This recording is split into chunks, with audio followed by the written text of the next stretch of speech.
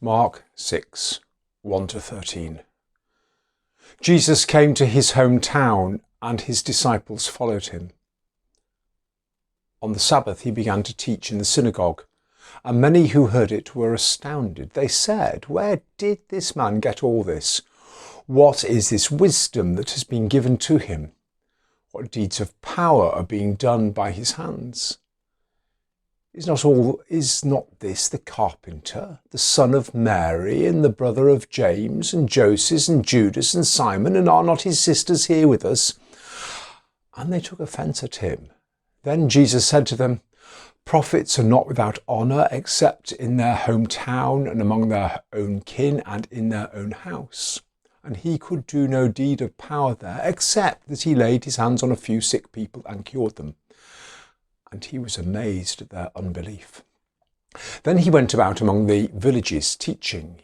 He called the 12 and began to send them out 2 by 2 and gave them authority over the unclean spirits. He ordered them to take nothing for their journey except a staff.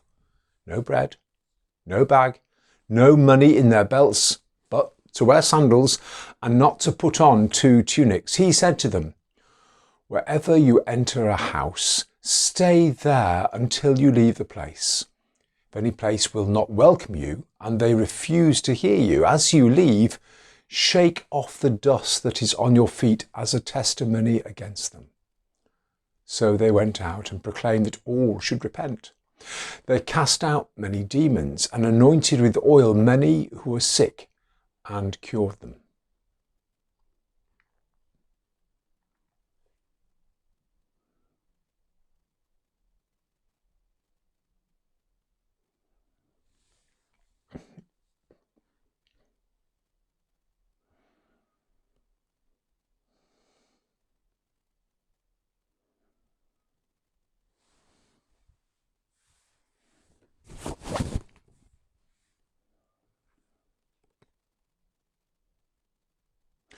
Sam Eccleston is to be ordained deacon today as deacon in Manchester Cathedral and to serve as curate for Bury Parish Church and for St Paul's. He and all those others to be ordained deacon follow in the steps of the disciples. So it's worth pondering a bit what they were about so that we can think through what Sam's ministry should include. And of course, when we think about the ordained, much of what they do all baptised Christians can do. So to think about the disciples' task is to think about the task we all have. Now, it would be unhelpful to take just one Bible passage and to use that as the sole template for ministry. Each layer on and enrich our vision for our common vocation. But let's look at the textures that are in today's passage, see what they offer us. Speak without fear. Not all Jesus' teaching goes down well. Offence is taken. Not everyone is willing or able to hear, to learn, to grow. Jesus was deflated by this reception, unable to do what he would usually do. It costs to speak. Work in teams. Jesus created a collaborative model of ministry. Pairs of disciples could swap ideas, provide support and safety when times are tough and ministry is barren. A system of accountability, safeguarding and necessary checks and balances. And then there's travelling lightly. Humans are like magnets. We gather all sorts of clutter. Clothes indeed, but other things too.